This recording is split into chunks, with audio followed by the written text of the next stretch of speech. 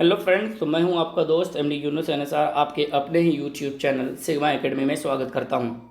तो फ्रेंड्स, आज हम लोग का जो टॉपिक है वो है क्लास 10th की ज्योग्राफी। ठीक है, और उनमें भी हम लोग आज पढ़ने वाले हैं। पहला क्लास है हम लोगों का, ठीक है, ज्योग्राफी के बारे में। तो ध्यान से देखिएगा इस क्लास को, ताकि आने वाला जो भी क्लास होगा वो आपको समझ में आ पाए। तो जो मेरा पहला चैप्टर है, भारत संसाधन एवं उपयोग, अध्याय नंबर 1, भारत एवं संसाधन एवं उपयोग। ये देखिए मैंने यहाँ लिखा हुआ है, ठीक है। भारत संसाधन एवं उपयोग यानी भारत जो देश है, हमारे देश में जितने भी प्रकार के संसाधन हैं उसका उपयोग के बारे में हमें पढ़ना है, ठीक है। तो भूगोल 10वीं, देखिए मैंने लिखा हुआ यहाँ हेडिंग, कक्षा 10वीं भूगोल ज्योग्राफी। अब इस पहला जो चैप्टर है मेरा, इसमें क्या क्या पढ़नी है आपको, उस चीज़ को समझिए। इसमें आपको सबसे पहले क्या पढ़ना है, प्राकृतिक संसाधन। सबसे पहला जो मुझे पढ़ना है अभी, भारत संसाधन एवं उपयोग पढ़ना है, ठीक है। अध्याय 1 पढ़ना है कि इसमें क्या क्या होता है। उसके बाद इसी चैप्टर में जब संसाधन ही पढ़ना है तो उसके बाद एक अलग स्पेशल पढ़ेंगे प्राकृतिक संसाधन, जो गॉड गिफ्टेड संसाधन है उसके बारे में पढ़ेंगे।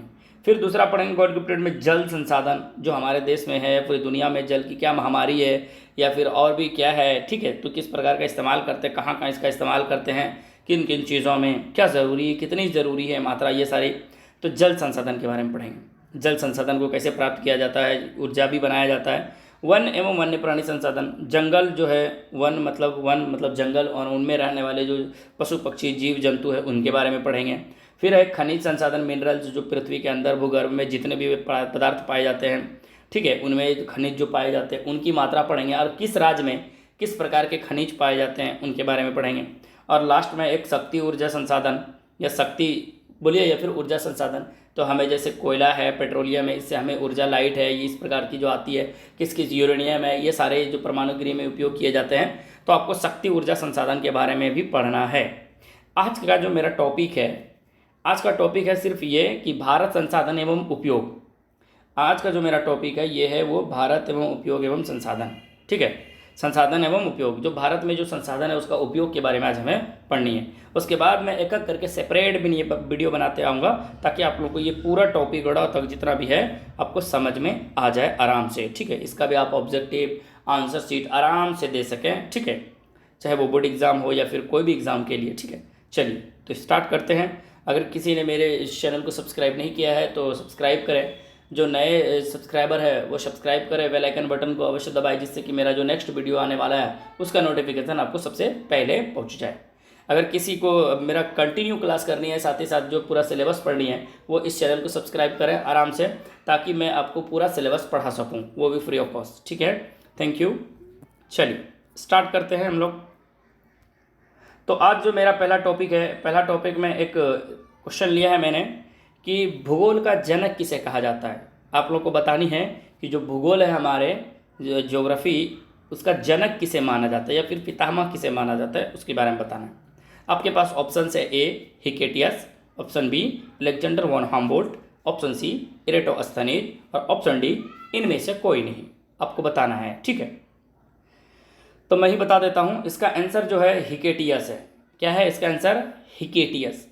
अब यहाँ मैंने कुछ बिंदु याद रखी है, जरा यही मतलब जो याद रखने के लिए बोला है उनको सुनिए। कहता जो वर्तमान भूगोल का जनक हम्बोल्ट को माना जाता, अगर यही सवाल पूछता भूगोल के जनक के जगह पे वर्तमान भूगोल का जनक किसे कहा जाता, तो इसका आंसर क्या मारते हैं? हम्बोल्ट। क्या मारते हैं? देखिए हम्बोल्ट। नेक्स्ट, अगर यही सवाल पूछता कि व्यवस्थित भूगोल का जनक किसे माना जाता, तब इरेटोस्थनीज को मारते हैं, ठीक है। किसको मानते हैं? इरेटोस्थनीज को। साथ ही साथ अगर ये पूछ दे कि सर्वप्रथम यानी सबसे पहले, ठीक है, सर्वप्रथम जियोग्राफिका शब्द का प्रयोग सबसे पहले किसने किया, तो वो भी इरेटोस्थनीज ने किया, ठीक है। इसके अलावा जब आगे जाएंगे तो विश्व ग्लोब, जो आप ग्लोब देख रहे हैं ना, विश्व का जो पूरे चित्र का दिखाया गया है, तो उसमें जो विश्व ग्लोब का निर्माता मार्टिन बेहम को माना जाता है। जो ग्लोब बनाया है, विश्व ग्लोब, जो पूरा ग्लोब देख रहे हैं पूरे दुनिया का, यहाँ अमेरिका है, यहाँ ऑस्ट्रेलिया है, यहाँ जो एशिया महादेश है उसमें भी भारत यहाँ है, पाकिस्तान वहाँ है, इस प्रकार अफगानिस्तान वहाँ है, श्रीलंका वहाँ है, भूटान यहाँ है, ठीक है, मालदीव इधर है। तो आप इस प्रकार जो आप देख रहे हैं वो मार्टिन बेहम को माना जाता है, उन्होंने ही सबसे पहले बनाया। और उसी में कहता है विश्व में जो मानचित्र के निर्माण करता थे, जो मानचित्र को बनाया कि ये ऐसा इतना डिग्री इधर, इतना मतलब जैसे 25 डिग्री नॉर्थ, 26 डिग्री जो साउथ, इस तरह जितने भी सब बनाए गए हैं देशांतर, ये सारे विश्व मानचित्र के निर्माणकर्ता एनेक्जीमेंडर को माना जाता है। किसको माना जाता है? एनेक्जीमेंडर को। चलिए, तो ये समझ में आया होगा आप लोगों को, इसको नोट बना लें। ठीक है, आगे चलते हैं। अब हम लोग जो टॉपिक है वो है मेरा भारत संसाधन एवं उपयोग के बारे में। ठीक है, अब भारत एवं संसाधन एवं उपयोग, सबसे पहले हम लोग पढ़ते हैं संसाधन। आखिर संसाधन क्या होता है? संसाधन ऐसे समझिए, आप कुछ भी काम करते हैं, आज दुनिया में हर एक चीज़ करते हैं, सब किसी न किसी का आप सहारा लेते हैं। कोई भी चीज़ करते हैं तो आप उसका कोई ना कोई मदद जरूर लेते हैं, और वही मेरा क्या हो जाता है? संसाधन हो जाता है। एग्जाम्पल के लिए मैं दे दूं, जैसे मैं पढ़ा रहा हूं तो आप लोगों को मेरे वजह से सहारा हो रहा है कि सर पढ़ा रहे हैं, तो आप मेरा वीडियो देख रहे हैं, आपको एक नॉलेज हो रही है, तो मैं भी एक क्या हो गया? संसाधन। क्या हो गया? संसाधन। आप लोगों को प्रोवाइड करा रहा हूँ, मदद कर रहा हूँ आप लोगों का। ठीक है, तो इसमें संसाधन। जैसे आप लोगों के घरों में बाइक तो ज़रूर ही होगी, जब आप बाइक से जाते हैं तो वो भी एक संसाधन हो गया। किसके लिए? तो आवागमन के लिए। आपके पास कुर्सी होगा, चेयर होगा, आप बैठते हैं तो आरामदायक के लिए, बैठने के लिए वो एक संसाधन हो गया। आपके घर में बेड होगा तो बेड भी क्या है? सोने के लिए, तो वो भी एक क्या हो गया? संसाधन हो गया। किसके लिए? तो सोने के लिए, बैठने के लिए, लेटने के लिए। आपके घर में फ़ैन होंगे, ठीक है, फ़ैन, पंखे, तो पंखा आप क्या करते हैं? उसका इस्तेमाल करते हैं, तो एक पंखा होगा, 2 3 4 बहुत सारे पंखे होंगे, आजकल के दौर में सभी के घरों में होते हैं, तो वो क्या? आप हवा खाते हैं, तो वो भी एक क्या? संसाधन है। आप रोड से जाते हैं तो बाय रोड, जब रोड से जाते हैं तो पहले इधर उधर अड्डा जाना होता, अब क्या होता है? आपको सुविधा हो गया है रोड, तो रोड किसके लिए? चलने के लिए, आवागमन के लिए, तो वो भी एक प्रकार का क्या हो गया? संसाधन। तो अब संसाधन, हर जगह आप संसाधन मिलेगा आपको, हर एक चीज़ में संसाधन। कोई भी चीज़ देखिए, आप पानी पीते हैं ग्लास से या बोतल से, तो वो भी पानी पीने के लिए एक संसाधन हो गया। अगर ग्लास ना होता तो पानी किससे पीते? हाथ से ना पीते हैं, तो एक बोतल जैसे आप खरीदते तो वो भी एक संसाधन है। किस लिए? पानी रखने के लिए, पीने के लिए। तो आप इस प्रकार देख रहे हैं, दुनिया में हर छोटी सी छोटी चीज़ या फिर बड़ी से बड़ी चीज़ काहे ना हो, वो मानव के काम को क्या कर दे रहा है? आसान बना दे रहा है, सरल बना दे रहा है, शॉर्टकट कर दे रहा है। अब वही मेरा क्या कहलाएगा? संसाधन। मैंने लिखा है उपयोग में आने वाली, यानी मानव के उपयोग में, या फिर वस्तु के उपयोग में, या फिर किसी जीव जंतु के उपयोग में, यानी जिसके उपयोग में आएगा वो उसके लिए संसाधन हो जाएगा। तो उपयोग में आने वाली वे सभी वस्तु, जीव, जंतु जो मानव के काम को आसान बना दे, या फिर यूं कह सकते हैं जो सरल बना दे, संसाधन कहलाता है। संसाधन 2 प्रकार के हो सकते हैं, भौतिक एवं जैविक। भौतिक का मतलब जो हम लोग बनाते हैं, लोहा लक्कड़ से, स्टील से, ये वो, कुर्सी उर्सी जैसे। और एक जैविक। जैविक का मतलब है जो प्रकृति प्रदत्त है, ठीक है, वो उस प्रकार से। यहाँ देखिए मैंने एक नोट लिखा है, याद रखिए, जो मानव है, मानव खुद भी क्या है? संसाधन। मैंने पहले ही इसका एग्जांपल दिया कि मैं आप लोगों को पढ़ा रहा हूँ, मैं प्रोवाइड करा रहा हूँ शिक्षा, तो मैं भी एक प्रकार का क्या है? मैं भी क्या हूँ? एक संसाधन हूँ। चल, अब इन्हें भी याद रखिए, कुछ इसमें महत्वपूर्ण नारे दिए गए हैं, ठीक है, इसको भी याद रखिएगा, बहुत अच्छी चीज़ है। चलिए, महत्वपूर्ण बिंदु इन्हें भी याद रखिए। पहला है संसाधन होते नहीं बनते हैं, स्टेटमेंट है ये, ठीक है। संसाधन होते नहीं बनते हैं, किसने कहा था? तो जिम्मरमैन ने कहा था। इस बात को याद रखिएगा, यहाँ से आपसे ऑब्जेक्टिव पूछे जाते हैं। संसाधन होते नहीं बनते हैं, तो किसने कहा था? पहली बात तो इसको कहा था जिम्मरमैन साहब ने, ठीक है। नेक्स्ट, हमारे देश में कहता है, यानी हमारे पास जो है पेट भरने के लिए बहुत कुछ है, पेट खाने के लिए बहुत कुछ है, लेकिन जो पेटी है मनी के भरने के लिए, कहते हैं भरने के लिए कुछ भी नहीं है। ये किसने कहा था? तो हमारे देश के, पता है, राष्ट्रपिता किसने? कौन? तो महात्मा गांधी जी ने कहा था। अगला है चिपको आंदोलन। ये सवाल बहुत फेमस है, ठीक है। चिपको आंदोलन ये कहेगा कि प्रणेता या फिर नेता कौन थे, ठीक है। चिपको आंदोलन के नेता या फिर चिपको आंदोलन, ठीक है, तो ये कौन थे? सुंदरलाल बहुगुणा, ठीक। इसके बाद अगला देखें, नर्मदा बचाओ अभियान। ये 2 आपके नारा बहुत इंपॉर्टेंट है, यहाँ से आपके सवाल पूछे जाते हैं।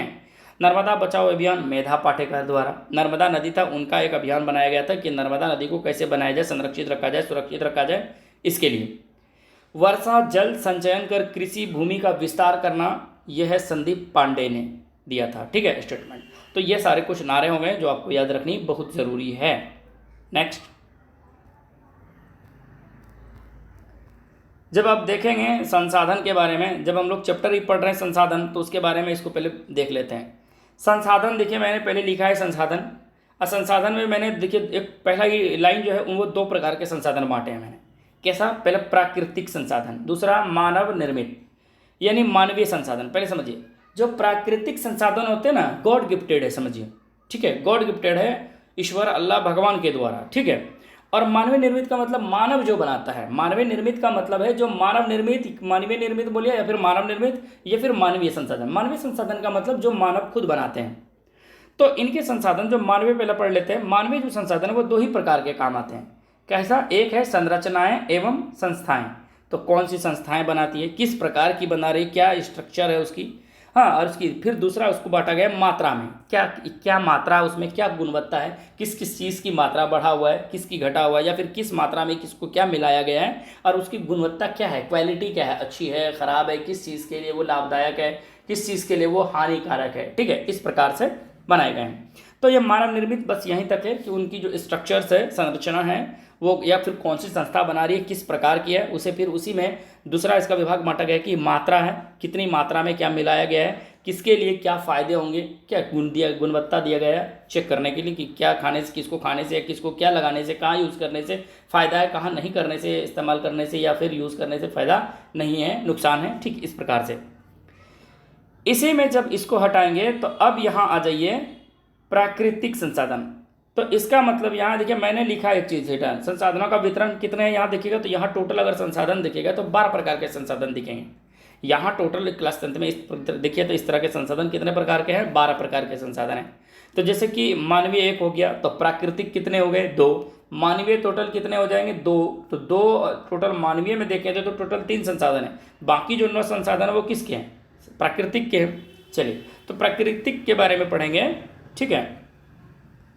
चलिए तो प्राकृतिक संसाधन को 2 भागों में बांटा गया है। जो प्राकृतिक संसाधन है वो कितने भागों में बांटा गया है, 2 भागों में।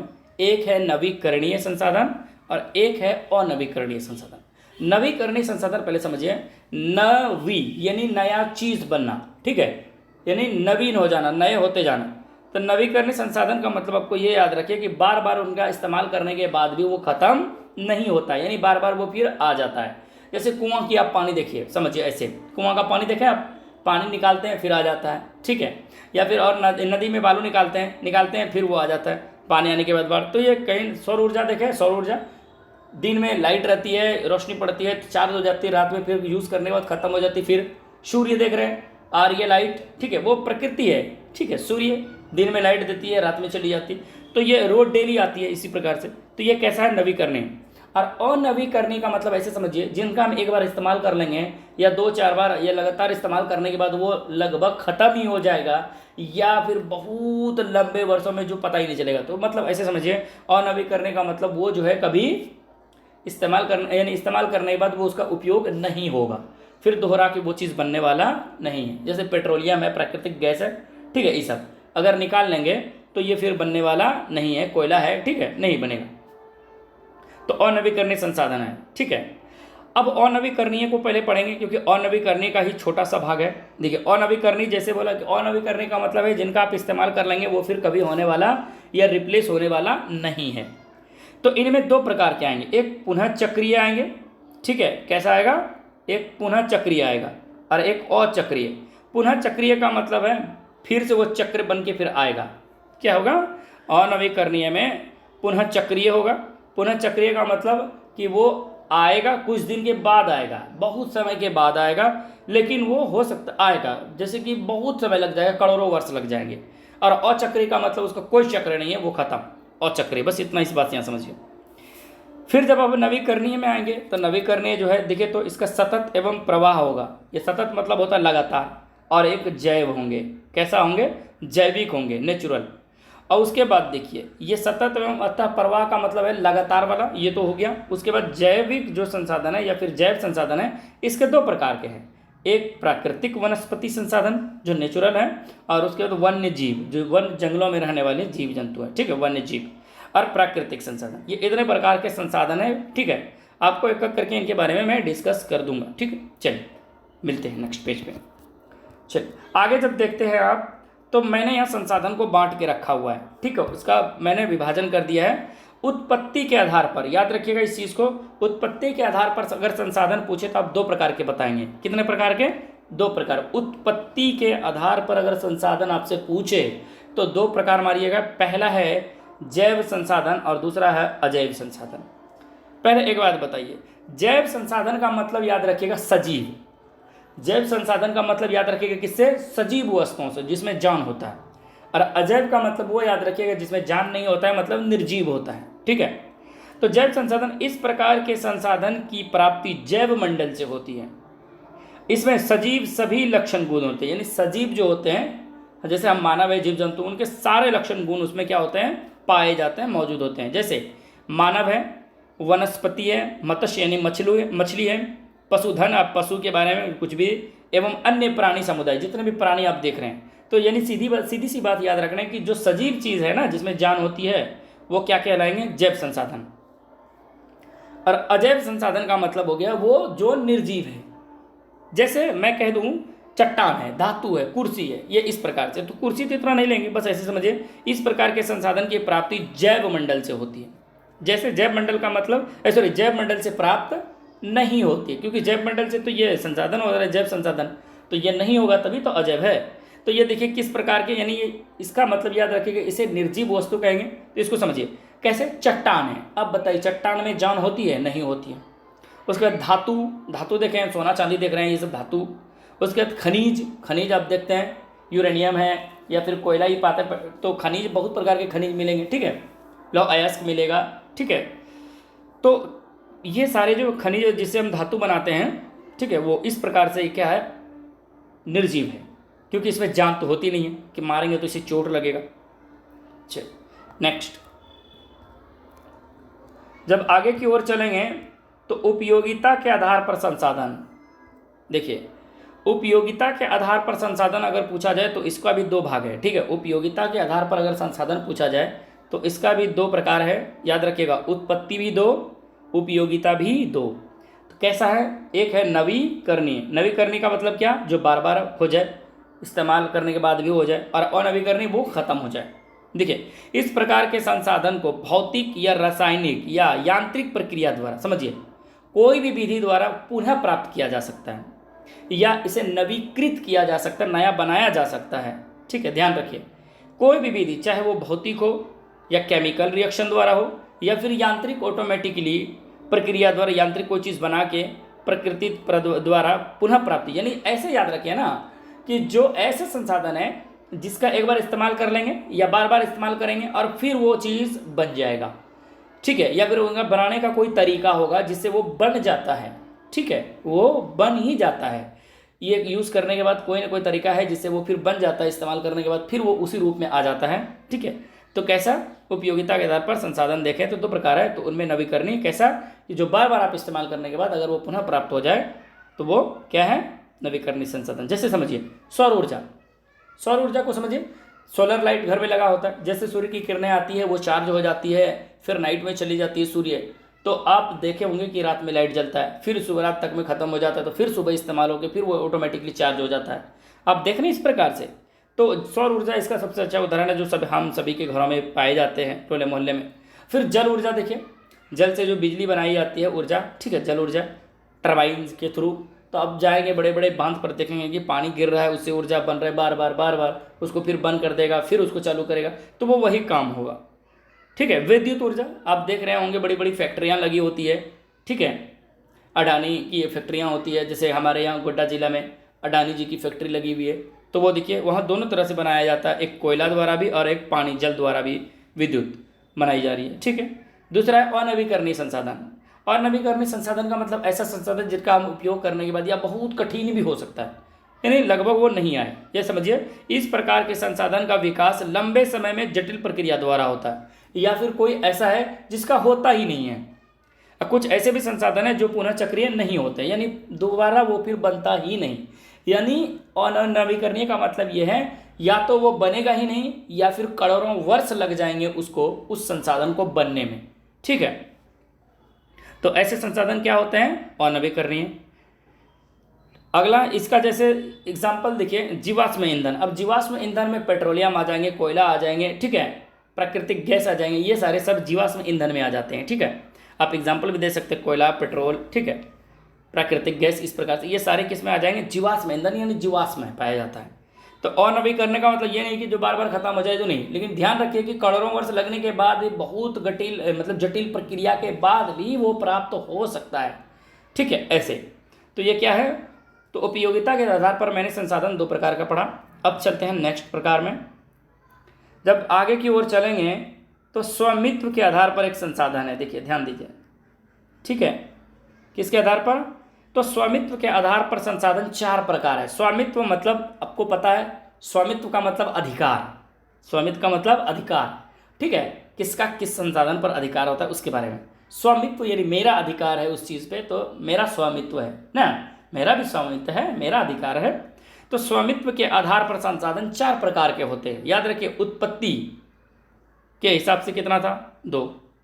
आगे चलिए, स्वामित्व, स्वामित्व मतलब अधिकार के हिसाब से कितना है, 4।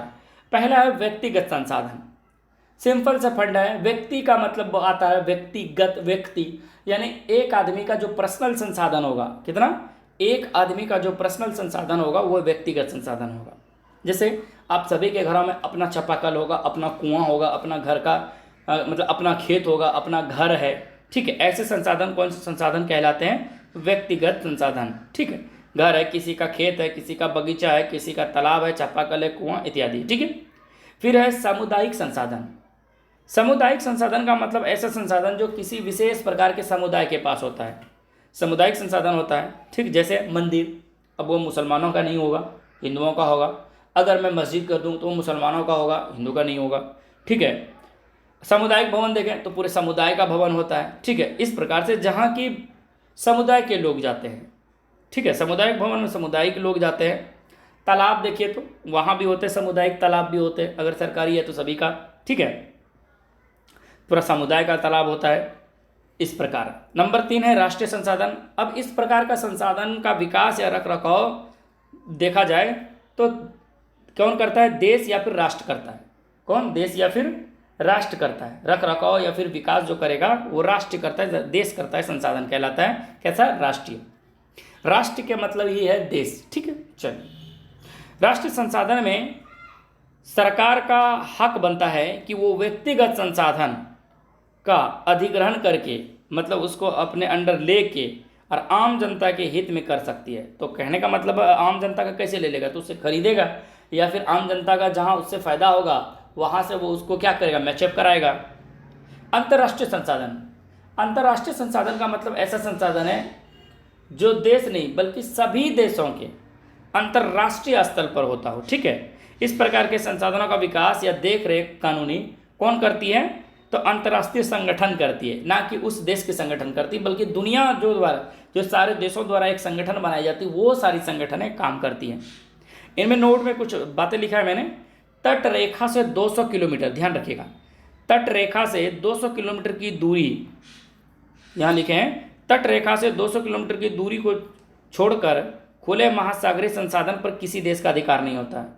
इस पॉइंट को याद रखिएगा, ठीक है। तट रेखा से 200 किलोमीटर की दूरी को छोड़कर खुले महासागरीय संसाधन पर किसी देश का अधिकार नहीं होता है। तो वहीं आगे लिखा गया है कि किसी भी देश का तट रेखा, देखिए किसी भी देश का तट रेखा से 200 किलोमीटर है ना, 200 किलोमीटर की दूरी तक का क्षेत्र अपमार्जक क्षेत्र कहलाता है। पहले सुनिए, किसी भी देश के तट रेखा से 200 किलोमीटर की दूरी तक का क्षेत्र अपमार्जक कहलाया। उससे पहले मैंने क्या पढ़ा कि तट रेखा से 200 किलोमीटर की दूरी को छोड़कर, देखिए तो कहने का मतलब छोड़कर का मतलब यह हुआ कि 200 किलोमीटर तक तो उस देश का होगा, लेकिन तो जो उस देश का 200 किलोमीटर, जैसे इंडिया है, हिंद महासागर है या बंगाल की खाड़ी है, तो उनमें जो मेरा 200 किलोमीटर तक जो क्षेत्र कहलाएगा समुद्र में, तो वो मेरा क्या होगा, अपमार्जक क्षेत्र कहलाएगा। लेकिन जैसे ही वो 200 किलोमीटर के बाद आगे जाएंगे, ठीक है, तो वो क्या हो जाएगा, उस यानी उस क्षेत्र पर, यानी 200 किलोमीटर के जैसे ही आगे जाएंगे तो उस देश पर किसी देश का अपना अधिकार या स्वामित्व नहीं होगा। उसके नीचे देखिए मैंने एक और स्टार लिखा हुआ है, ठीक है, ध्यान दीजिएगा। ये देखिए एक स्टार मैंने और लिखा है, इस चीज़ को समझिए। नोट, किसी भी राजनीतिक सीमा के अंतर्गत भूमि, खनिज, इन सभी बातों को ध्यान रखें। भूमि, खनिज पदार्थ, जल संसाधन एवं वन एवं वन्य जीव तथा समुद्री जीव कितने 200 किलोमीटर महासागरीय क्षेत्र से उस देश का राष्ट्रीय संसाधन होता है। कहने का मतलब है कि 200 किलोमीटर तक का जो क्षेत्र है आपका, किसी भी देश का जो राष्ट्रीय क्षेत्र कहलाता है, कितना देश किलोमीटर तक, तो 200 किलोमीटर तक। तो उस 200 किलोमीटर में जितने भी जीव जंतु या खनिज पदार्थ पाए जाएंगे वो सब उनका ही होगा। ठीक है, ध्यान रखिएगा इस बात को, वही लिखा गया। चलिए आगे चलते हैं। जब आगे जाएंगे तो एक और प्रकार का संसाधन है, विकास के आधार पर संसाधनों के 4 प्रकार हैं। समझिए, विकास डेवलपमेंट, विकास के आधार पर संसाधनों के 4 प्रकार हैं। पहला संसाधन है संभावी संसाधन। देखिए, अब संभावी का ही मतलब लग रहा है संभावना। ठीक है, संभावी का मतलब संभावना। ऐसे संसाधन जो किसी विशेष क्षेत्र में मौजूद हैं, जिन्हें उपयोग में लाया नहीं गया है, लेकिन अभी तक इसका कोई इस्तेमाल भी नहीं किया गया है। यह संसाधन दुर्गम है और बहुत खर्चीले होते हैं। संभावी का मतलब संभावना है कि वहाँ ये संसाधन पाया गया है इतने दूरी में, तो उस संसाधन को चाहिए ना निकालने के लिए, तो वो एक किसी विशेष क्षेत्र में मौजूद होते हैं। साथ ही साथ क्या होता है, उनकी संभावना तो रहती है, लेकिन अभी तक उसका कोई इस्तेमाल नहीं किया गया है। क्यों नहीं किया गया है? तो ये क्या है, साधन दुर्गम होते हैं और बहुत खर्चीली होते हैं। इन केस फ्यूचर में उनका काम किया जाएगा, जब जब जो कहने का मतलब जो आसान वाला संसाधन खत्म हो जाएंगे तो दुर्गम क्षेत्र का संसाधन निकाला जाएगा। चलिए आगे चल, जैसे कि इसमें दिखाया गया है कि किस प्रकार के संसाधन है। तो हिमालय का जो खनिज क्षेत्र है, हिमालय प्रदेश यानी हिमाचल प्रदेश नहीं, हिमालय का जो क्षेत्र है, यह हिमालय का जो खनिज क्षेत्र है वो इसके अंतर्गत आता है संभावी। राजस्थान एवं गुजरात क्षेत्र में पवन ऊर्जा की जो दिखाया गया है वो भी, और सौर ऊर्जा की असीम संभावना दिखाया गया है।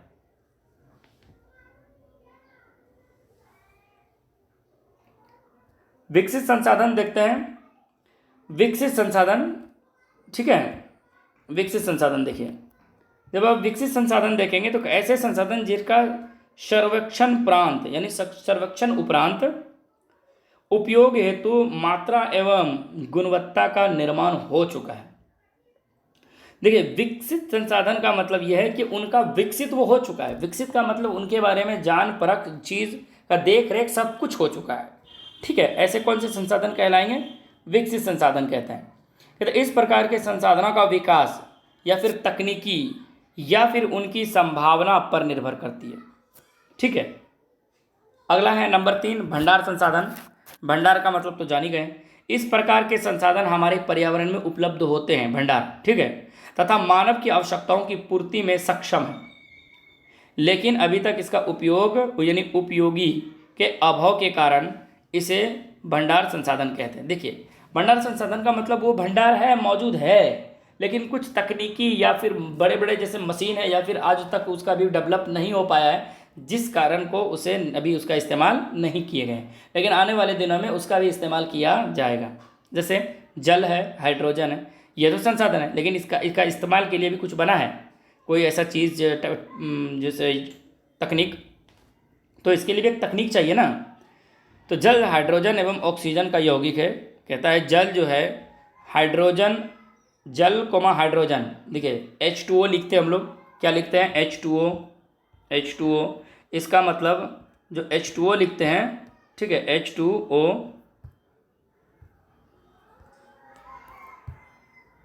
जो मेरा H2O है तो हम H2O लिखते हैं। तो हाइड्रोजन दिखे है ना, एक अणु हाइड्रोजन, यानी हाइड्रोजन का 2 अणु, ऑक्सीजन का 1 अणु, तो ये H है और O है, ये यौगिक है किसका? और ये पूरे को क्या कहते हैं हम लोग? जल कहते हैं। क्या कहते हैं? पूरे को जल कहते हैं। ठीक है, इस प्रकार से। अगला है मेरा संचित कोश संसाधन। कहता है यह संसाधन एक प्रकार का भंडार संसाधन का ही क्या है, एक अंश है या फिर एक छोटा टुकड़ा है, जिसे उपलब्ध और तकनीक के आधार पर प्रयोग में लाया जा सकता है। उपयोग करके या फिर उसके तकनीक में, जब तकनीक उसका इस्तेमाल हो जाएगा तो लाया जा सकता है, लेकिन अभी भी इसका उपयोग प्रारंभ नहीं हुआ है। जैसे देखिए, वन में या फिर बांधों में जल के रूप में संचित है। वन में या फिर बांधों में जल के रूप में कैसा है? ये सुरक्षित है अभी। संचित कोश संसाधन को भी भविष्य की पूंजी कहते हैं। इस बात को बहुत ज़रूरी है याद रखना। ठीक है, ये जो आपका टॉपिक है, ये वाला पॉइंट, ठीक है, कि संचित कोश संसाधन को भविष्य की पूंजी कहते हैं। क्या कहते हैं इसको? पूंजी। चलिए आगे चलते हैं। जब आगे की ओर जाएंगे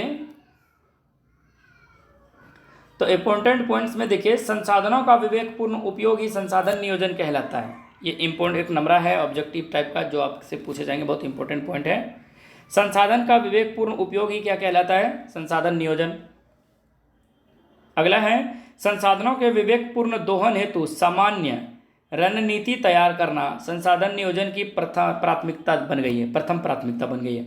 मतलब संसाधन के विवेकपूर्ण जो दोहन हो रहा है, उनका अवशोषण हो रहा है, उनको तैयार करना, उसका नीति बनाकर तैयार करना और उसको अच्छी तरह से सुरक्षित रखना, ये सबसे बड़ी हमारी क्या बन गई है? अभी दिक्कत हो गई, यानी सबसे बड़ी हमारी बाधा है, कैसे उसको रोका जा सके।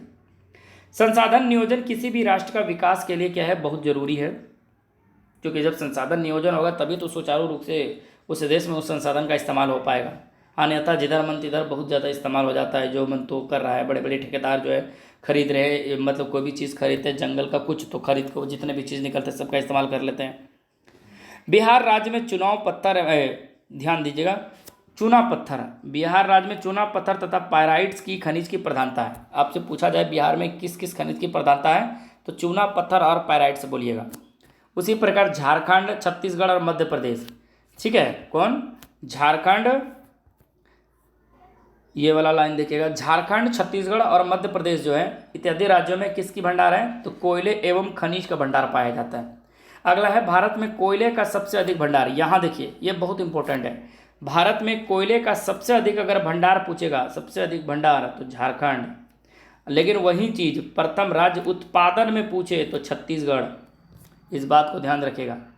अगर आपसे पूछे कि भारत में इस ऊपर इस वाले लाइन को ज़रा देखिए आप लोग, ठीक है, इस वाले को, तो देखिए इसमें लिखा है भारत में कोयले का सबसे अधिक भंडार कहाँ पाया जाता है? तो झारखंड के पास है। भंडार है, लेकिन उत्पादन सबसे अधिक कोयला कहाँ होता है?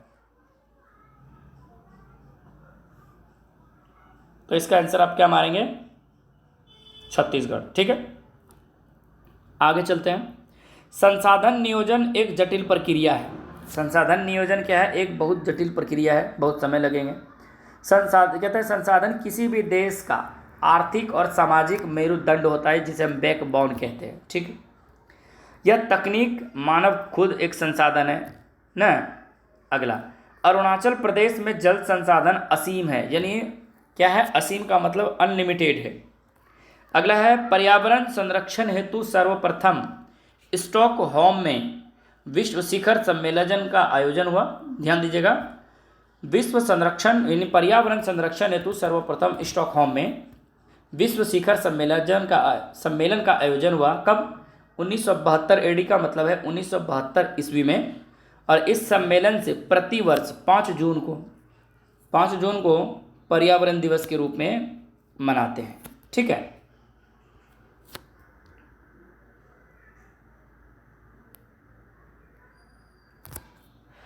ठीक है, देखिए क्या मनाते हैं?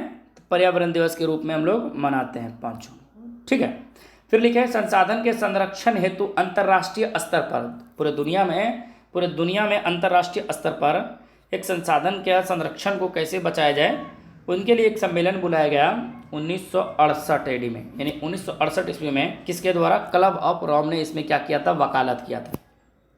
अगला है 1974 ईस्वी में शुमशेर की पुस्तक इस्माइल इज़ ब्यूटीफुल। देखिए ध्यान रखिएगा इस चीज़ का, इस्माइल इज़ ब्यूटीफुल ये बुक का नाम है। स्मॉल यानी इस्माइल इज़ ब्यूटीफुल जो है, स्मॉल इज़ ब्यूटीफुल जो है ये बुक का नाम है। किसके द्वारा लिखा था? शुमशेर के द्वारा। कब? 1974 में किताब प्रकाशित हुई थी। इनमें महात्मा गांधी जी के विचार को प्रकाशित किया गया था, ठीक है। आपसे ऐसे पूछे जा सकते हैं कि महात्मा गांधी का विचार किस में प्रकाशित हुआ था सबसे पहले? तो याद रखिएगा 1974 में एक बुक आई थी शुमशेर की, स्मॉल इज ब्यूटीफुल। एक अगला है ब्रेटलैंड आयोग द्वारा प्रस्तुत 1987 ईस्वी में संसाधन संरक्षण के संबंध में विश्व में जागृत किया गया था। तो कौन सा आयोग? अगर ऐसा पूछे आपको कि 1987 ईस्वी में संसाधन संरक्षण के संबंध में विश्व को जागृत किया, उजागर किया, तो उसका आंसर मारिएगा ब्रेटलैंड आयोग, ठीक है। चलिए आगे, जब आगे की ओर चलेंगे, अब यहाँ कुछ इम्पोर्टेंट्स हैं, ठीक है, जो आपको याद रखने बहुत ज़रूरी है। सम्मेलन, ठीक है। तो महत्वपूर्ण सम्मेलन है प्रथम पृथ्वी सम्मेलन।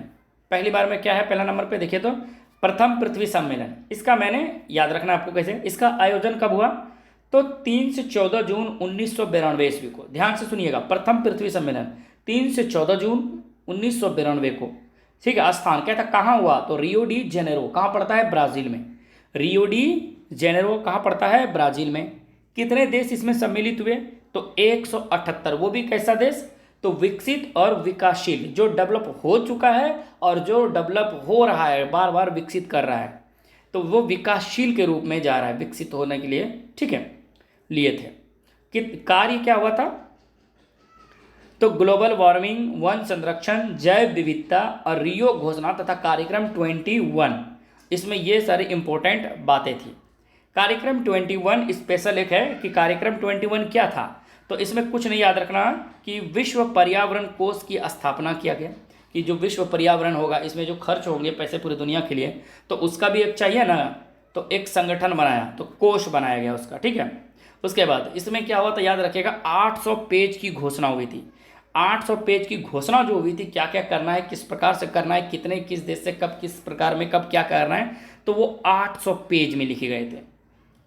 फिर याद रखिएगा दूसरा पृथ्वी सम्मेलन, देखिए यहाँ, ठीक है, दूसरा पृथ्वी सम्मेलन, इसका आयोजन कब हुआ, तो ध्यान रखिए 23 से 27 जून, कब, 23 से 27 जून 1997 को हुआ था, ठीक है। कब हुआ था, 1997 को हुआ था। स्थान कहाँ, न्यूयॉर्क में।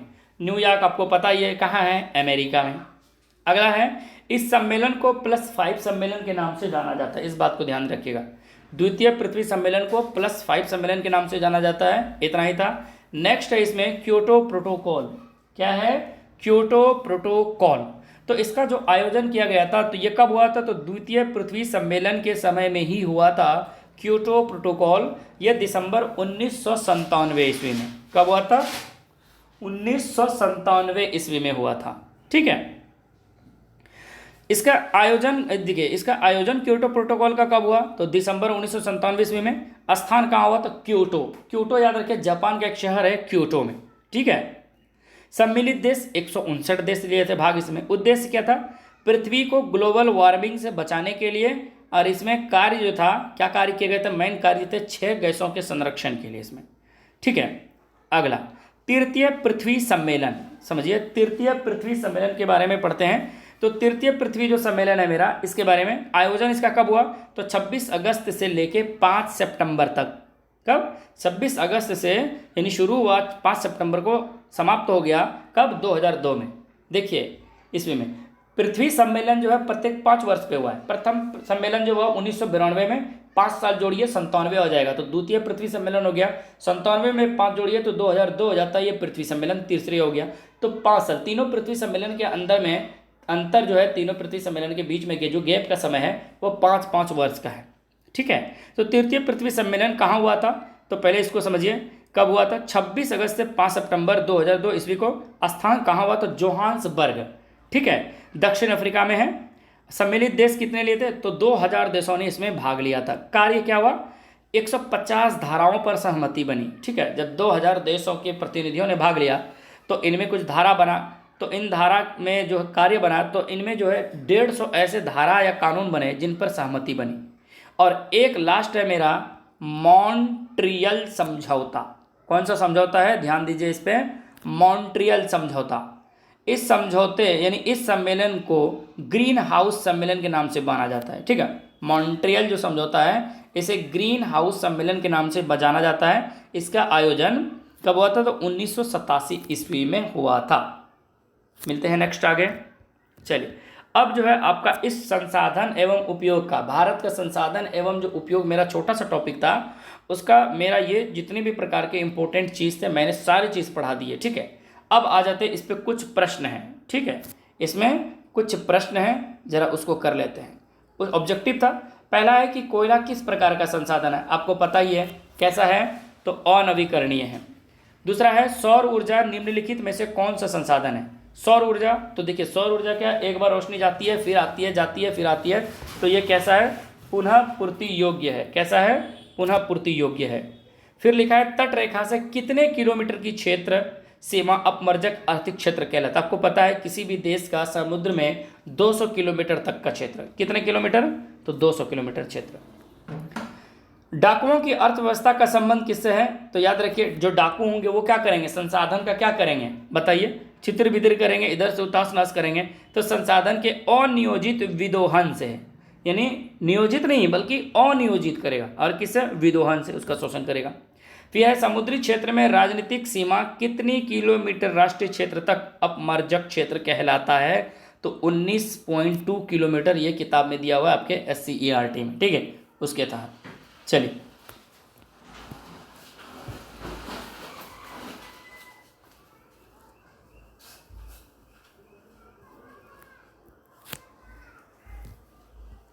आगे चलते हैं। आगे जब चलेंगे तो आपके कुछ प्रश्न उत्तर दिए गए हैं, जिसमें कि लघु उत्तरी प्रश्न है, शॉर्ट क्वेश्चंस है, जैसे कि संसाधन की परिभाषा, यानी संसाधन को परिभाषित कीजिए, या फिर यूं बताइए संसाधन क्या है। आप इसको उम्मीद करते हैं आप लोग नोट बना लेंगे। फिर संभावी एवं संचित कोष संसाधन में अंतर स्पष्ट कीजिए, ये आपको SCERT बुक से क्वेश्चन लिया गया है, उसके बारे में संसाधन का वो अंतर बताया गया है। आप इसको भी शॉर्ट स्क्रीन ले सकते हैं, ठीक है। इसके अलावा और क्वेश्चन है, लघु उत्तरी प्रश्न है, संसाधन संरक्षण की उपयोगिता को लिखिए, इसके बारे में आप ये इसका भी शॉर्ट स्क्रीन ले सकते हैं, ये आपके काम आएंगे। संसाधन निर्माण एवं तकनीक में क्या क्या भूमिका हो सकती है, स्पष्टीकरण, उसका भी एक सवाल था, इसका भी लिख लीजिए। दीर्घ उत्तरी प्रश्न में जब देखेंगे तो दीर्घ उत्तरी प्रश्न में संसाधन के विकास में सतत विकास की अवधारणा की व्याख्या कीजिए, ये दीर्घ उत्तरी है, तो क्या क्या है उनके बारे में ये क्वेश्चन है, उसका भी इसका भी आप लोग शॉर्ट स्क्रीन ले लें और नोट्स बना लें।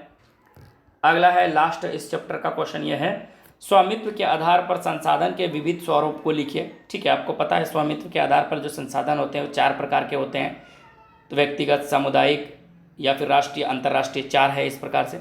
तो यहाँ आपका इस चैप्टर खत्म हो जाता है, आपका पहला चैप्टर क्या हो जाता है, द एंड हो जाता है, ठीक है। उम्मीद करते हैं ये सवाल आपको समझ में आया होगा। थैंक यू, आज के लिए इतना ही, बाय बाय, टेक केयर।